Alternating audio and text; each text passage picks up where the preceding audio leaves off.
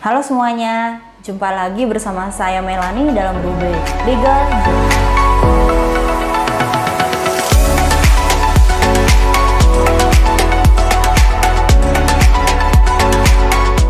Video kali ini saya akan membahas mengenai hutang untuk biaya resepsi perkawinan, siapa yang seharusnya melunasi hutang tersebut.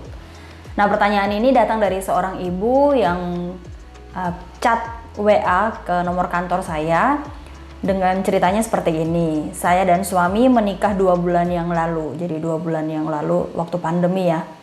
Tetapi saya baru diberitahu oleh suami bahwa biaya resepsi pernikahan kami saat itu dia berhutang ke koperasi dan temannya dengan total hutang kira-kira 50 juta. Saya sangat kaget mendengar cerita suami tersebut. Nah, pertanyaan saya, karena suami berhutang sebelum pernikahan, apakah hutang itu saya juga harus menanggungnya ataukah hanya suami saja?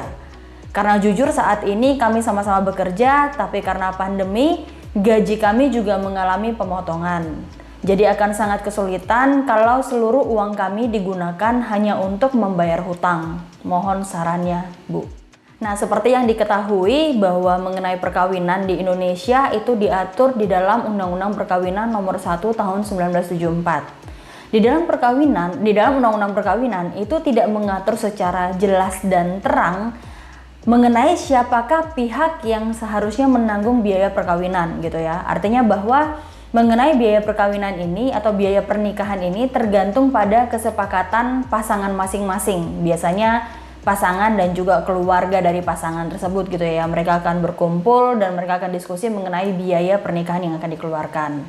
Nah, Undang-Undang Perkawinan hanya mengatur mengenai harta bawaan dan harta bersama. Artinya bahwa harta bawaan itu adalah harta yang dibawa oleh masing-masing pihak suami dan istri dan harta benda yang diperoleh masing-masing sebagai hadiah atau warisan dari orang tua. Sedangkan harta bersama itu adalah harta benda yang diperoleh selama perkawinan berlangsung gitu ya. Undang-undang tidak mengatur tentang utang bawaan ataupun utang bersama gitu, termasuk utang yang timbul untuk membiayai acara pernikahan para pasangan seperti itu. Tapi mengacu pada pasal 121 Kitab Undang-Undang Hukum Perdata, itu aturan ini mengatur bahwa berkenaan dengan beban-beban, maka harta bersama itu meliputi semua utang yang dibuat oleh masing-masing suami istri, baik sebelum perkawinan ataupun setelah perkawinan maupun selama perkawinan. Jadi saya ulangi ya, hutang itu termasuk harta bersama yang dibuat oleh masing-masing suami istri, baik sebelum perkawinan itu dimulai, maupun setelah perkawinan itu dilangsungkan, maupun selama perkawinan. Jadi ini artinya bahwa hutang yang dibuat oleh salah seorang pasangan pada saat sebelum perkawinan itu juga dianggap sebagai hutang bersama apabila memang terjadi perkawinan gitu ya. Jadi selama perkawinan itu berlangsung ya hutang itu menjadi harta bersama dari suami dan istri.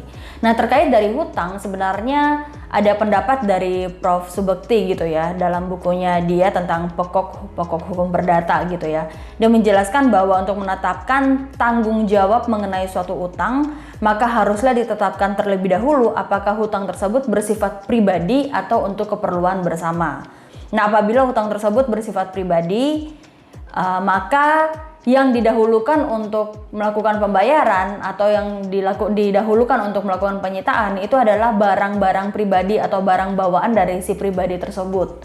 Nanti kalau memang ternyata itu tidak mencukupi untuk membayar hutang, baru kemudian harta bersama ini yang akan diambil, disita dan dibayarkan kepada si orang yang kita hutangi itu. Itu katanya Prof. Subekti gitu ya, dan itu perlu dibuktikan nanti kalau memang ini terjadi permasalahan di pengadilan seperti itu.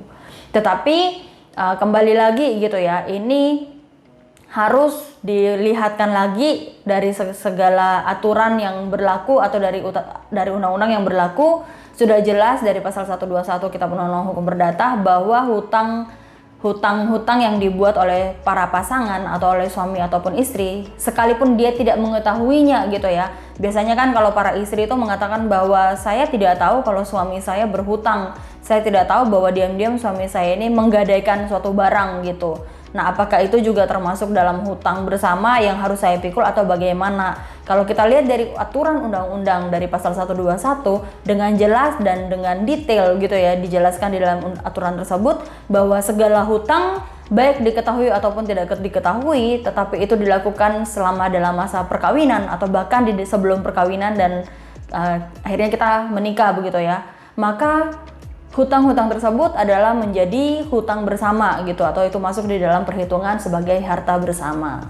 Jadi kesimpulannya adalah sesuai dengan Kitab Undang-Undang Hukum Perdata pasal 121, maka hutang yang dilakukan oleh suami Anda untuk membiayai pernikahan kalian itu termasuk sebagai harta bersama, kecuali ada diperjanjikan lain atau ada hukum adat yang mengatur secara berbeda.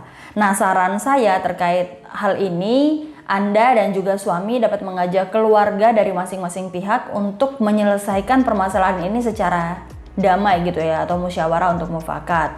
Mengingat tujuan dari perkawinan adalah untuk membentuk keluarga yang bahagia dan kekal.